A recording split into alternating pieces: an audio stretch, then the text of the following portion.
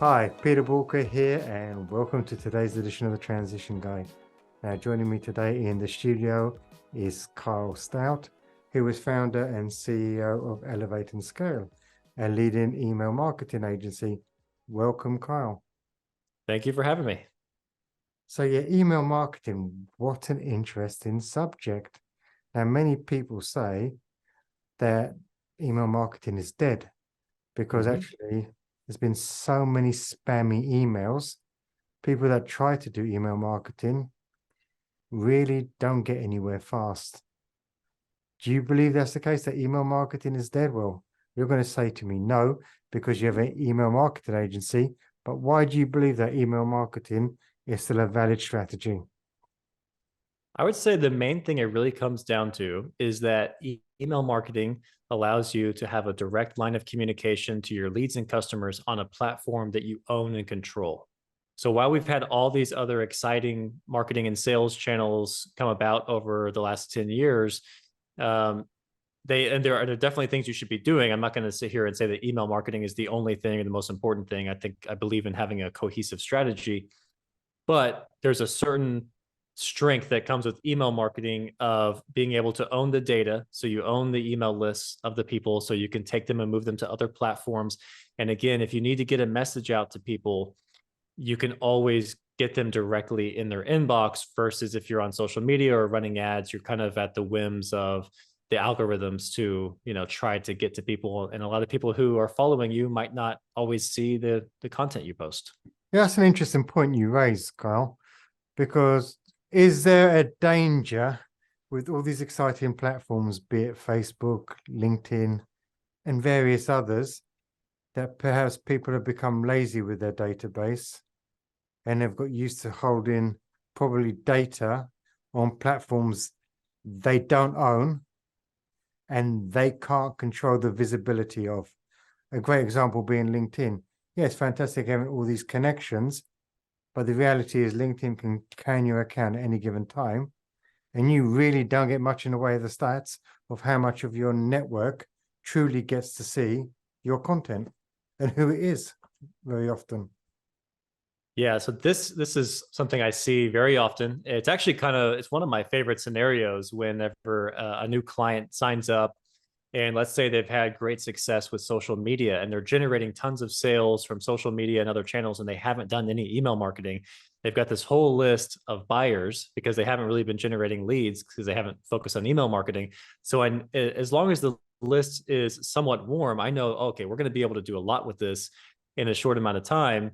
And a lot of times what it comes down to is the founder or whoever's leading marketing for the company, everyone has natural skill sets. So they might have just naturally done really well on social media, or maybe their business was built initially within their personal and professional network where they just had the right combination of the right people in that network and they really knew how to define their offer for those people.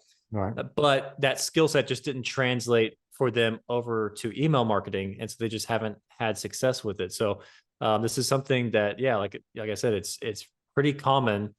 And as you mentioned, there's a lot of advantages to adding email marketing into the mix. Not only just being able to increase sales, but also from the insights you gain, because whenever you put out emails and you test different offers, different ways of positioning your offers, or you test sending to different groups within your customer base, you start to learn a lot more about them as far as, okay, what things are they actually engaging with? So which types of emails actually get them to click through, and what do they buy? Because you can see the specific products they've bought when they click through in an email. So sometimes you'll be promoting one product, you get a bunch of clicks and conversions and you think, oh, we did great.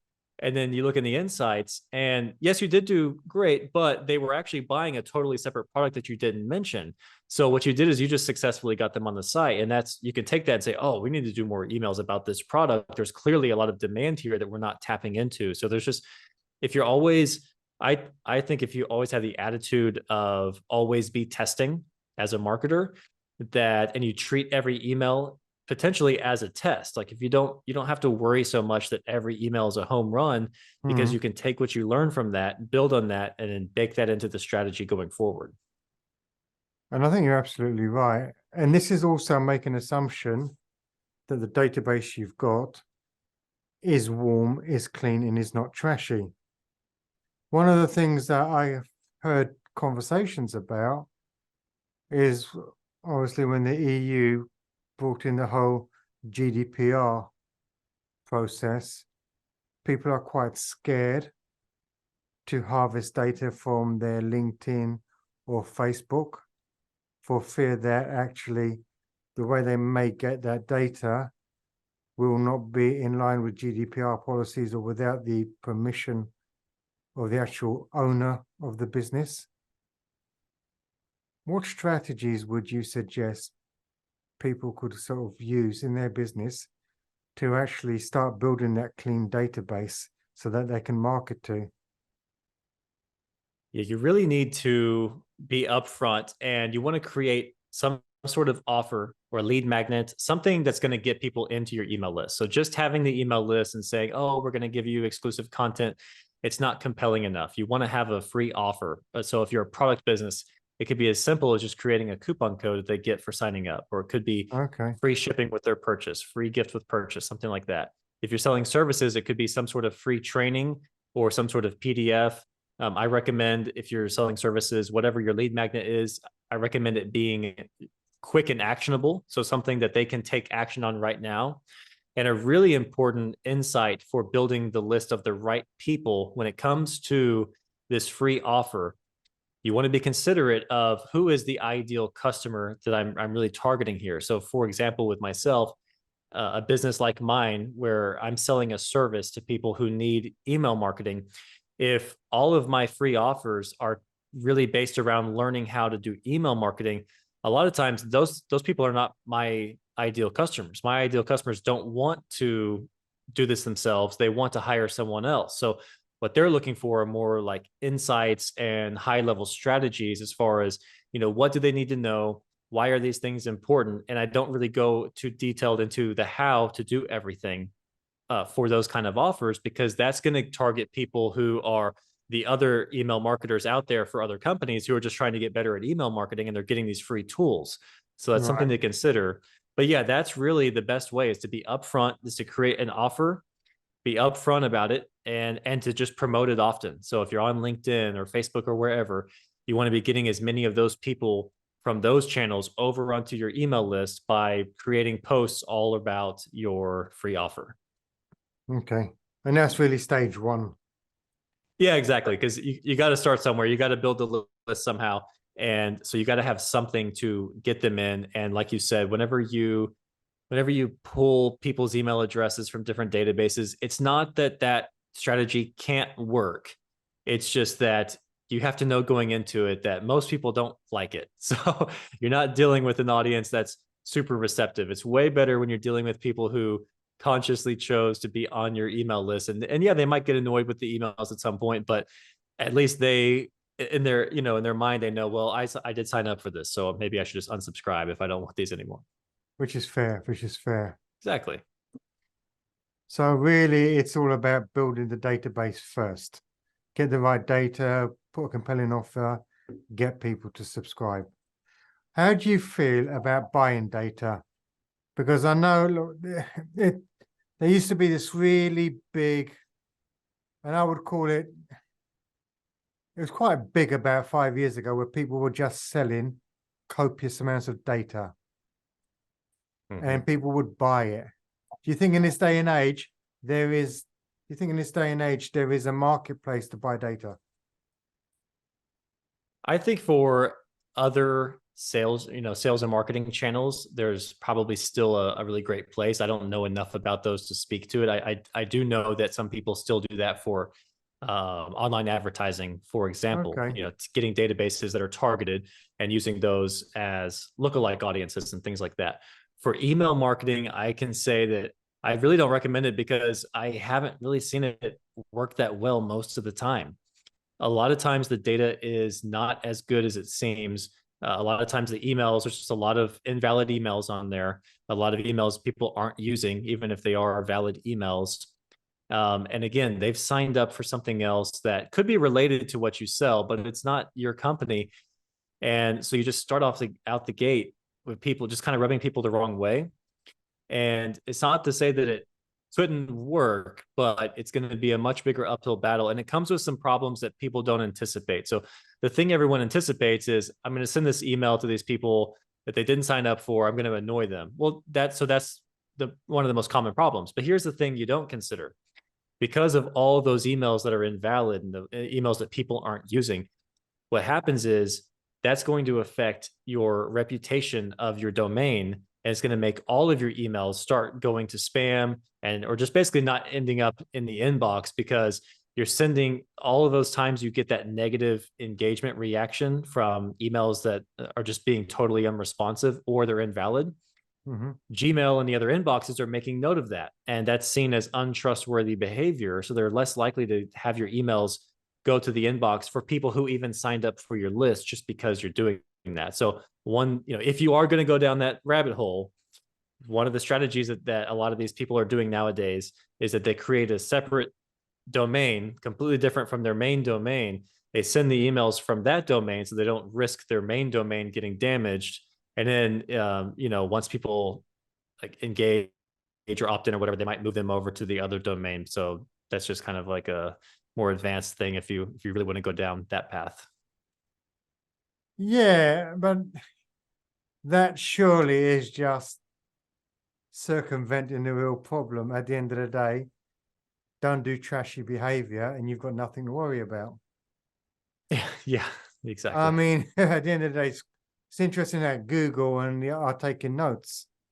Now, I've noticed that a lot of emails that I get go straight into my spam folder. And I was wondering whether that is a setting that I've created, but from what you're saying, probably not. It could just be the content they have in there. There's just certain words that are in links. So there's too many links there's just so many different things that the spammy type of email marketers do that Gmail is very familiar with. So that's one factor, all of those things, but those are the kind of the more obvious. But yeah, like you said, a lot of times what happens is they've just been too aggressive with their email marketing. They've been sending to too many people that are unengaged, and their deliverability has taken a major hit. So they could be legitimately having quality content in the emails, because a lot of times I'm sure you notice when you go to your junk folder, you're seeing emails from lists that you are subscribed to and you did not unsubscribe from. Yeah, absolutely. Yeah, so that's a sign whenever those people, and let's just say they don't have any kind of questionable content in their emails or anything, that's usually just because they have been getting too low of unengagement from other emails they've sent, and their domain has a reputation problem with the inboxes. So it could be that, again, a lot of times it's not even just from the spammy people, it's just inadvertently happening to people who aren't being as thoughtful with how they do their campaigns. So, Carl, is there a way to perhaps check your reputation score as a domain? Yeah, so there's all kinds of tools. There's Google has tools to check for the technical configuration of your domain. So that's one consideration, is just making sure you've got your domain set up correctly, and those are easy things to fix. That's the easier problem. Then there are other tools. They're usually paid tools. One of them is called Glock Apps. There's another one called Emails on Acid. There's a bunch of other tools like this now where they'll give you a full report of, did your email land in the inbox versus promotions versus junk, and how often, and for which inboxes, like, is it happening only in Gmail and not in Yahoo inboxes? They'll give you this full detailed report, and it will tell you which things in your email were the things that triggered a red flag. And it will also tell you if you're on any of the blacklists. So if your domain has been banned. So yeah, there's lots of tools and I definitely, if all of a sudden you've seen a major drop in unengagement and you suspect you're having deliverability issues, like you haven't changed up your content much, I would definitely recommend just signing up for even just a month of one of those tools and start sending your emails through that, doing test sends through those tools first, and then make note of the changes you need to make. And honestly, people make it out to be this huge thing. You can turn it around in a month or two. Like, it's not some long 6-month thing that people make it out to be. Okay, so it's not a bigger jail as people think it is. No, I mean, there are some cases, there are extreme cases, of course, but no, a lot of times just get your domain set up correctly. There might be some errors with how it's set up. And once you're, on the naughty list with the inboxes, they're going to be more strict on these domain things, right? So you fix that stuff, maybe even have to take a break from sending for a little bit, and then do the testing to make sure that your emails are perfectly compliant, and start sending to smaller groups of people at a time, and kind of warm that back up. And yeah, this could happen. You could do this over the course of a month, 3 months, depending on how bad the situation is.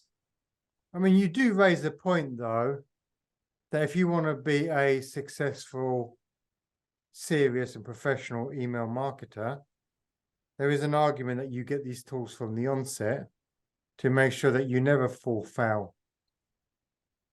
Exactly. I mean, that to me, the best thing is to be preventative in this. So that means that, again, you're generating emails from people who actually want to opt in for your emails, right? You're sending them content that aligns and is coherent with the things they care about. So you're really putting some thought and effort into the content from the beginning.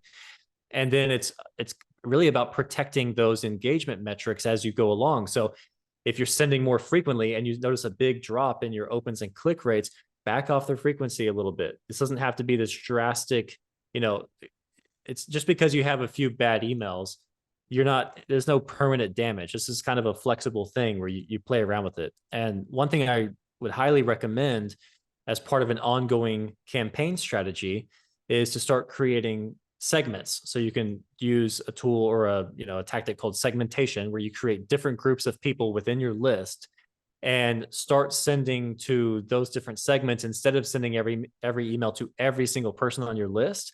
That will help you maintain higher opens and clicks. And because you consistently have that good engagement, it's the odds of you having deliverability issues go way down now. See, now they're starting to sound like a really sensible strategy. Yeah, so if you have a really small list, you're not going to want or need to do segmentation because there's not enough people to create these groups. This is something that you build it into the strategy as you go along, right? So it really always comes back to the quality of the content. But yes, as you go along, you want to start doing this. And one of the first types of engagement groups, segmentation groups that I like to create are engagement-based segments. So I like to create a 30-day engaged group, a 60-day, and so on. I'll go through different, time lengths or lengths of time. And so what that means is that, for example, in the 30-day engaged group, those people have opened or clicked your emails in the last 30 days. And I even like to add in that they've visited the site in the last 30 days. And so now when we're planning out campaigns for the people who are the most engaged, that 30-day engaged group, these people are highly engaged. We're going to send them most of the emails. And then the people who do not fall into the 30, 60, or 90-day time frame, these people haven't opened or clicked an email in over 3 months. We're not going to send them all of the regular emails. We're only going to send them emails whenever we have a new product launch or a big promotion going on, something that's new and exciting, to where if you think in the mindset of someone who has stopped engaging with your emails, but they haven't unsubscribed, just because they haven't opened them doesn't mean that they never want to hear from you again. They just either weren't in the market anymore, or they didn't need anything from you for a while. But when you have something new and exciting, a lot of times those people, you have built up trust with them from the past, especially if they're past customers, they would be interested in that. So if you start thinking about, okay, how can I create segments of people based on the products they've purchased in the past, and different interest groups, you can go by gender, age, location, things like that. Age is going to be tricky, unless you have some way to collect that from people. And then you craft content for that segment. So now the content is much more personalized that they're receiving in these campaigns, because you've taken the extra step of not only just crafting the right offer and having good content in there, but you've tailored the message for people in this group. So if they have a previous product interest, you can mention the product they've purchased or the product they've viewed in the past, and tie that into the product or service you're offering right then. So I've got a question for you on this. What types of content are the most effective in any given nurturing campaign? And how do you balance informative content with promotional messages? Okay, so nurturing, so I want to talk about this in 2 ways, because there's a strategy that's been around for, the last 10 years, where the idea is that you get people to sign up to your list, you nurture them for a long time, and then you present the offer, then you start selling. And that did work for a long time. What I find to be better is actually to do both at the same time, because a lot of times, people that they have so many things fighting for their attention. They need to make decisions quickly. And a lot of times people are actually ready to buy right now. That's why they signed up. Because, most people, and especially if you're in the B2B space, everyone knows what you're doing whenever you put out a free offer. They know that they want that free thing that you're promoting, but they know in exchange that this is your opportunity to market to them. And so if someone signs up, they're saying, hey, I'm open to you being, you marketing to me, because they know what we're doing, right? So to me, I think it's better to not do this whole thing where you do strictly nurture value only for a long time and then sell. I like to do a combination of both, where let's say 2/3 of the email is value. The bottom third of the email is tying the value, having some kind of segue from the value you provided into the offer. And then for more, just for content in general, for nurturing, whether it's whenever someone first signs up in a welcome series, or if it's just anything, that's going on long term. So if you're having more of a long-term nurturing sequence for people who've been on your list for a while, I like to think of all the questions, concerns, objections. Those are all big things to talk about, educate them around those things, especially for the people who are new. And then also for the more ongoing nurturing, I like to think of, okay, so what's the lifestyle that they're trying to live that my product or service ties into? What are their bigger goals? Or, what's the big picture here, and how does our product or service fit into the big picture? And create content around those other things. So, if you're selling a fitness product or you're selling fitness supplements, you can give them content that's just educating them on, good fundamental information about, dieting, following an exercise program, mindset stuff, anything like that. And then you just tie it into the product. So the point is that the content was useful enough or insightful or entertaining enough that if they're not in the market to buy today, they at least think, what, it was worth opening that email. I'm going to continue opening their emails. And if you get them to do that when they are in the market again, they're going to be more likely to buy from you because they've been engaging with you. Okay, so that leads me on to another question. How long should a typical nurturing flow last? And also, what is the optimal frequency for sending nurturing emails without overwhelming or pissing off a potential customer? Okay, so the answer to both of those things is that it depends. And I'm going to go into more detail because I know that's the worst answer ever. So there really is not a golden rule for every business. So what I like to do is early on, it's more frequent. So if they just signed up, I want to give them emails every day for the first 3 or 4 days. Okay. And then I might start breaking it apart where it's every 2, 3, 4, 5 days, something like that. Then after a little while, it goes to once a week.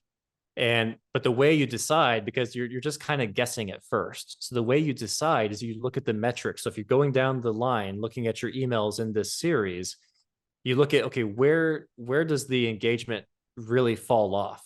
And it could be the content of that email. So it could mean that you need to test new content there. But if you see that the engagement is, say you get past email 4 and the engagement just falls off a cliff, okay, well, maybe you needed to add more time between email 3 and email 4 and email 4 and email 5. So this is the thing where you can go in once a month, make note of your metrics in these automated flows. I like to track this in a spreadsheet.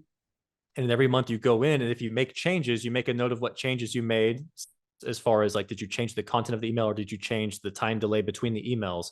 And in the next month, you look at the metrics again, see how that change impacted opens and clicks. And it's just a game of continually testing this.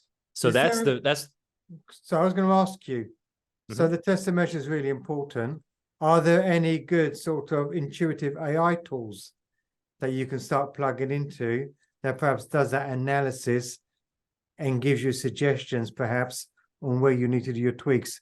Or is that not quite out there yet and it has to be that manual? Let's look at Excel in terms of a process. So I haven't used any tools that can do that. You can, however, get insights where you can tell a tool like ChatGPT, for example, and then you don't expect this to be like the most groundbreaking, answers that you get. It's going to be more about trying to get ideas for things that you hadn't thought of. That's the attitude I would have going into it. But you can tell it, yeah, like I have this email sequence, and you can just break out what you've done, how many emails it have, tell them the metrics of where it dropped off, and say, can you suggest ideas for new emails that could replace email topics that could replace this email? Or you could say, can you suggest a different frequency, something like that, and it will give you ideas. But again, it's more about getting the ideas. You still have to go test them, and I Right. wouldn't rely on those things as like this is just the final answer. It's more like I'm going here to get more ideas for what I'm working on, because if you're doing this a lot and you're always working with the same emails, you're so close to it that you run out of ways to talk about the same thing in new ways over and over. So that's where AI can be really great for giving you some ideas and angles that you hadn't considered before. Right. No, that's a really fair point. I was just wondering whether, because a lot of business owners, they're time challenged. Not everyone's Mhm. got these sort of funds in place to have this big marketing sort of department, especially when you're looking at the early stage startup businesses, maybe in this first sort of 0 to 4 years. And I'm just wondering well, for them, probably email marketing is critical, especially if they built up a database, but they don't have time to really manually sort out these insights. Yeah, that's where I say, I mean, so for one, I would say if you're an early stage startup, keep it pretty simple. Like you don't need to have all these advanced automations. Have one main funnel you're pushing people through. So that way you really only have, doesn't mean you don't do other emails, but you want to have this main funnel that you're really paying close attention to. And this doesn't have to be this constant dedication. So when I say you go in, if you can set aside an hour a month, you can do this process. So it Okay. really is, it's more about just committing to it. We're all really Gotcha. busy. This is one of those things that's so easy to push off to the next day, then the next day, then the next week, and on and on. And you have to put it on your calendar and set aside a time. Now, one thing that's cool is a lot of these email tools now, the A/B testing, a lot of it can be automated where it will automatically choose the winners for you after a certain point. They've gotten a lot better about that.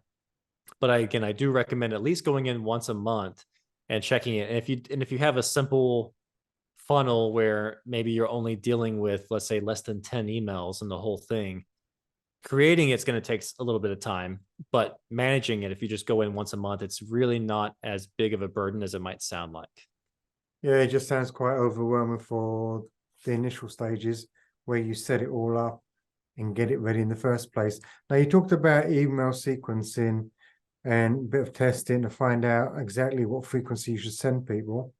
But very often, you mentioned it, you have people that perhaps have become disengaged.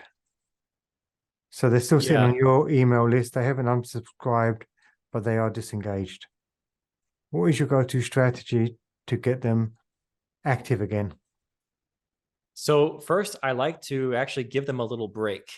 That's so going back to the whole segmentation strategy of campaigns. So if they go beyond 90 days, 60, 90 days of engagement, I like to give them a little break, because a lot of times what happens is, and I'm sure you do this because I know I do this, we build the habit of automatically archiving or deleting emails from certain people or brands, just because like we at one point we lost interest, and then Mhm. once you get that habit, every time it shows up in your inbox, you just delete it or archive it again out of habit. So first, you want to be able to have your email showing up in their inbox again be a novel experience again, which means you need to give Yeah, them a little break for a while. And then if you can have some sort of special offer specifically you actually set aside just for these people who haven't engaged in a while, now that's going to be the best way. So not everyone's going to want to offer some kind of special discount or free gift or whatever.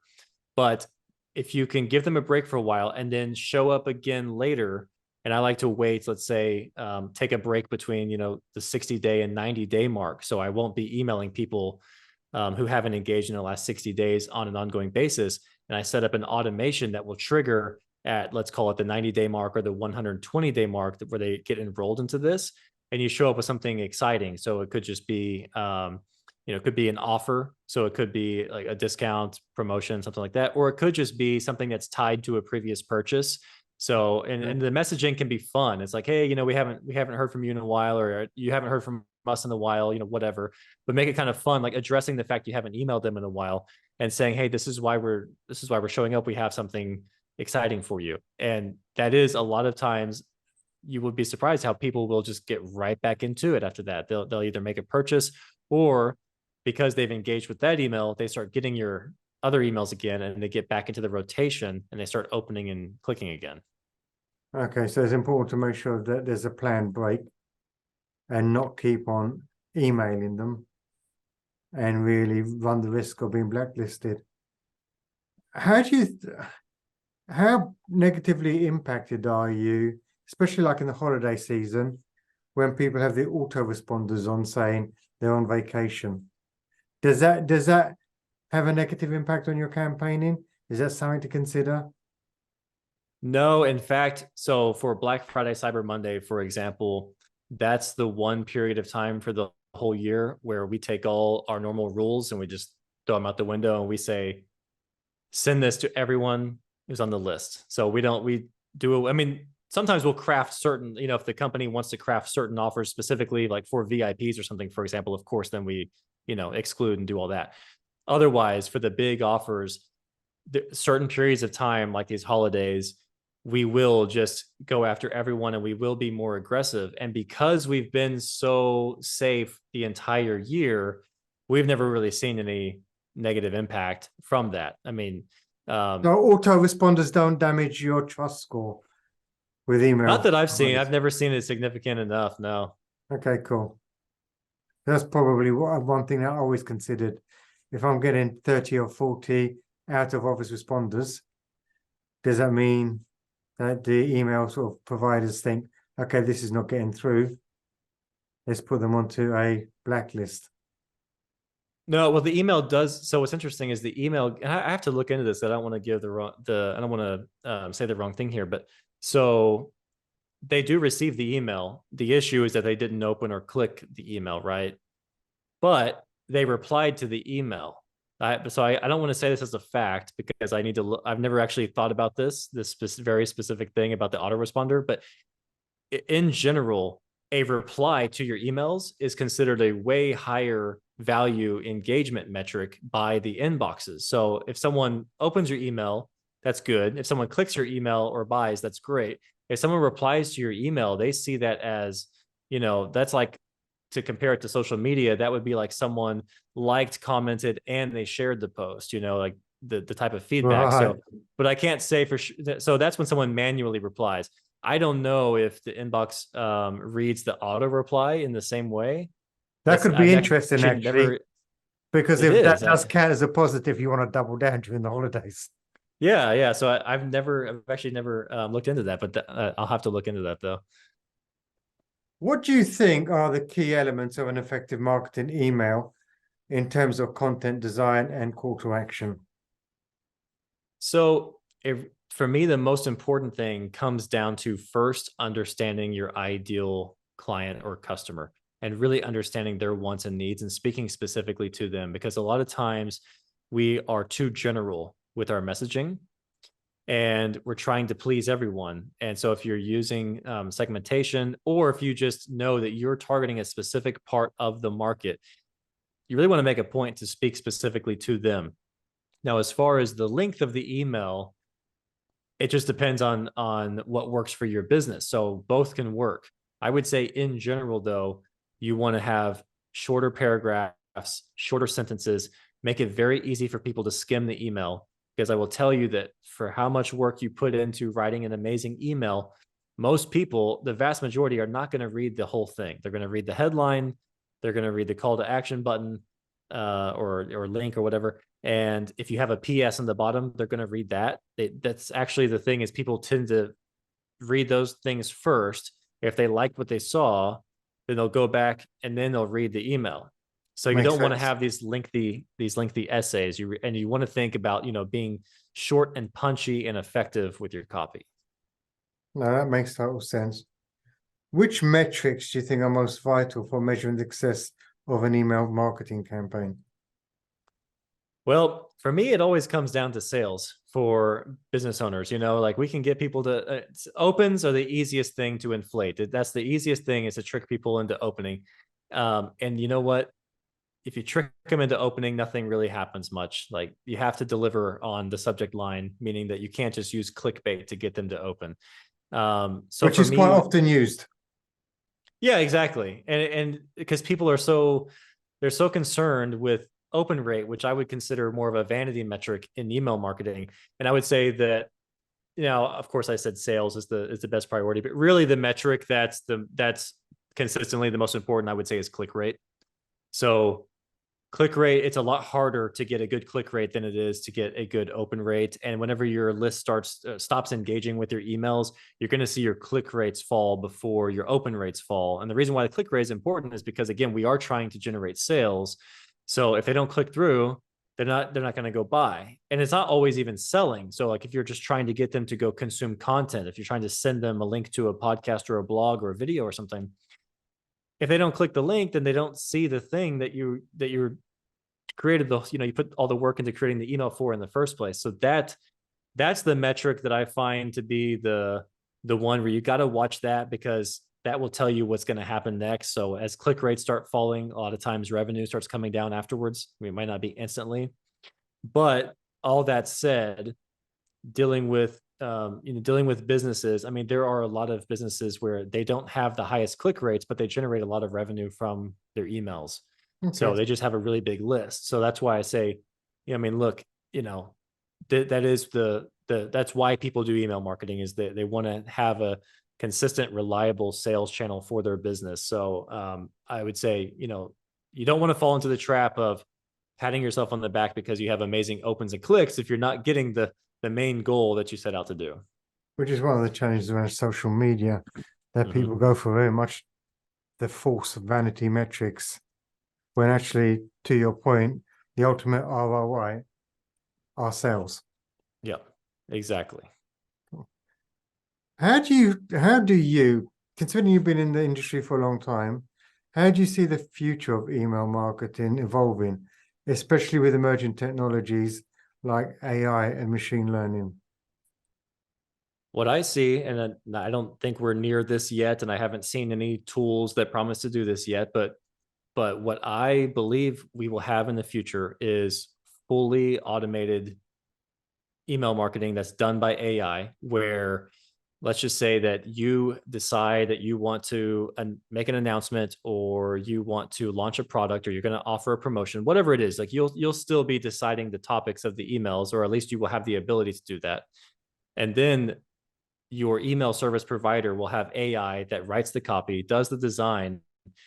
But not only that, they will take all of the data they know about each contact that you have in your email list, and they will personalize that email down to the individual recipient. So right now, what we try to do is, we use segmentation, and we're saying, hey, do research on your target customers and use segmentation to try to personalize the content even more. But you're still dealing with thousands of people in each one of these groups, and you don't really know each person on a personal level.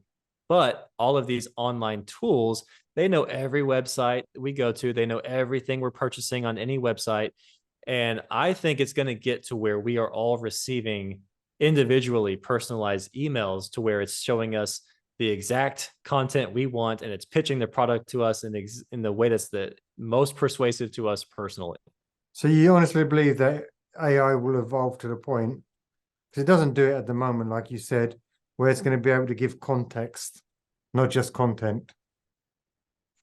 Yeah, I do, because for example, whenever I use an AI tool, like say I want to get some email copy or something, I'm doing a lot of this manually. So because I put a lot of work into defining the messaging strategy for any business that I work with, when I put in the prompt, I don't just say write an email about this topic. I say write an email from this company, and I give it the topic of the email, the type of email, whether it's going to be promotional or it's going to be value driven or whatever. I tell them, I give it background information on the company. I give it some psychographics about the target customers, and I give it like potential angles to take, so certain things to emphasize. I put all that into my prompt, So you're and it loading gives up me all a the context up front. Exactly. So the AI is relying on me to go to get all of that right, somewhat manually and some from data, and to give it to that tool, right? So, but now, what if the AI, because I'm using I'm using ChatGPT and I'm sending out an email from Klaviyo, which is a email service provider that we use a lot.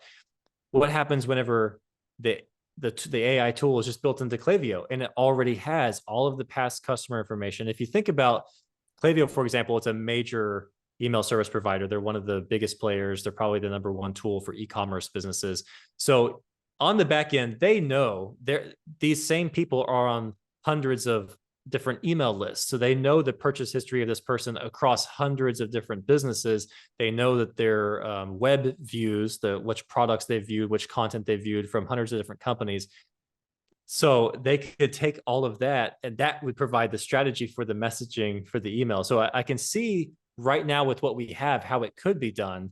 I just don't know of anyone who's working on it or any tool that does that, and I don't know how long it's going to take to get there. But that's honestly what I think we will get to, Okay, well, that's interesting. That is and that would put me interesting. out of a job.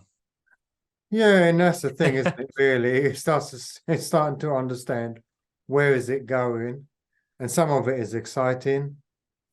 For some people, it may not be as exciting if it starts hitting their livelihood. Yeah, I know it's definitely a weird time right now. There's a lot, just a lot happening. Where, like, for example, when people would talk about AI and robots replacing jobs, everyone said it was going to be the blue collar trade workers. They thought it was going to be replacing people who did manual labor jobs first, and the creatives would never get replaced. And what we're seeing is that AI has moved into the creative space faster in the last year than it has in the other spaces. If you think about all of the different copywriting, design, music related type of AI tools and video related AI tools that have come about. Now, I don't think that the creativity of AI is anywhere near human creativity. And I also think that there will always be a premium on human created art because we are humans and we connect to humans. And I think that we will always put a premium on the fact that we know it's hard to be creative and it's hard to create something new. So we'll appreciate that. But it's very interesting. I really wonder how this will play out for everyone.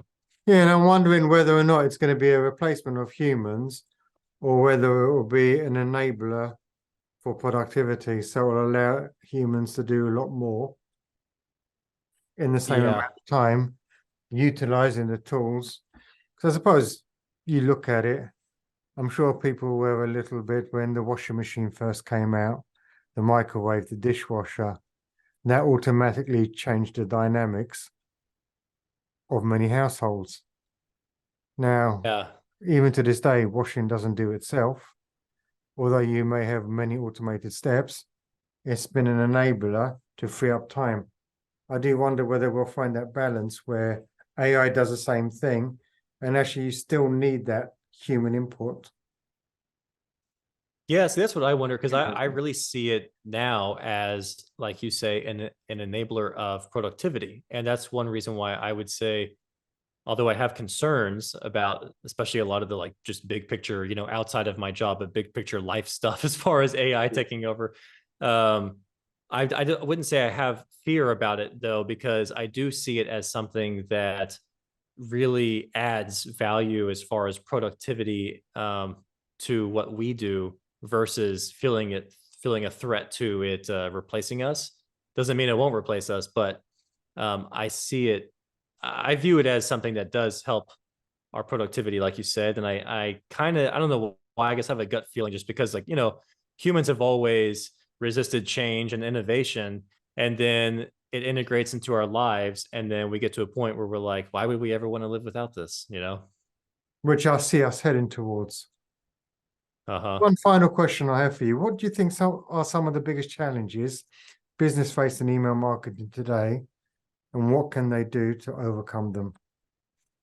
I think the one of the biggest things, or probably the most common thing that people say to me, and the thing that stops them from doing email marketing or doing it as often, is they just don't know what to say when they sit down to write an email or create an email. They don't know what to say, and I think part of that is an underlying mindset where we all get emails that we don't like to get, and a lot of times emails can be annoying. We're busy. We don't like getting emails that aren't useful, or just aren't the right fit for what we're looking for or whatever. And so that, I think when someone sits down and that's going on in the back of their mind, they are already thinking, well, I'm going to be annoying people if I create this email. And that blocks the creativity to come up with something that's actually going to be interesting. So Right. I know I've said this over and over, but this really is the thing I always come back to, which is first starts with researching your ideal customers, understanding their pain points, their dreams, their aspirations. But then you've got to come up with topics that are going to be interested, that they are going to be interested in. And you really want to focus on who you're selling or who you're selling to more than what you're selling. And if you have that mindset when you go to create the email, it's going to reflect in the copy and in the design, because you're thinking more about them. You're not just thinking about what's in it for me. You're trying to think about what's in it for them, and then have a natural segue between that value content or whatever. It doesn't have to always be value. It could just be entertaining. It could just be funny, whatever it is, and tie that into what you're selling. So the thing I always come back to is you want to have a reason to show up in their inbox. So before you create the email, ask yourself, is this email worthy of me sending to them, that it's going to be interesting to them, where they're going to open it and not regret opening it. Now, you make it sound so simple, and I know you have a background in copywriting, and most business owners out there that have started a business don't have such a background, and they're thinking, yeah, that's easier said than done. You mentioned on a couple of occasions clients that work with you. What does that even look like? So as far as just the like what's involved from their part versus on my part. Yeah. What is it you offer, and how does it work for your clients? Okay, yeah. So I mean, it can be as hands off as they want it to be. So most of the time we're doing full management. So we're coming up with the strategy. We are doing all of the copy, the design, all the implementation, doing all of the analytics, everything. Sometimes people, they have ideas and input that they want to provide, or maybe they have a vision for what they would like to see from their email marketing, but they don't know how to execute it. Right. And so we're happy to work with them in those cases. But a lot of times people, they're like, look, this is not my world. I don't know anything about this. I don't want to deal with it. Right. And really, all I want to gain from them, especially early on, is insights into, okay, what kind of feedback do you get from people? What do people really care about? If you have 10 benefits for a product, what are the 2 or 3 benefits that keep coming back to over and over? And we're going to build topics around those things. And you can even, so going back to this whole thing of like just doing the research and coming up with topics, I can give you a process you can do to get AI to give you all these topics, which will save you all the time of that part. Then you just got to actually create the email. So you've got quite a comprehensive process from sort of fully done from you to semi-done for you, as much as they want to be. Yeah, exactly. We do both, and then the way we focus on it, we're doing we're managing all of the opt-in forms, so getting the leads onto the list, and then we're managing all of the automated emails. So that's one part of it, is just making sure that you've got automated follow-up set up throughout your sales process. And then there's the ongoing campaigns. So whether you're doing this yourself or you're having someone else do it, those are the 3 big components of your email marketing that you want to be managing. I'm sure there's plenty of people listening in today, tuning in, saying, okay, well, how do I get in touch with you?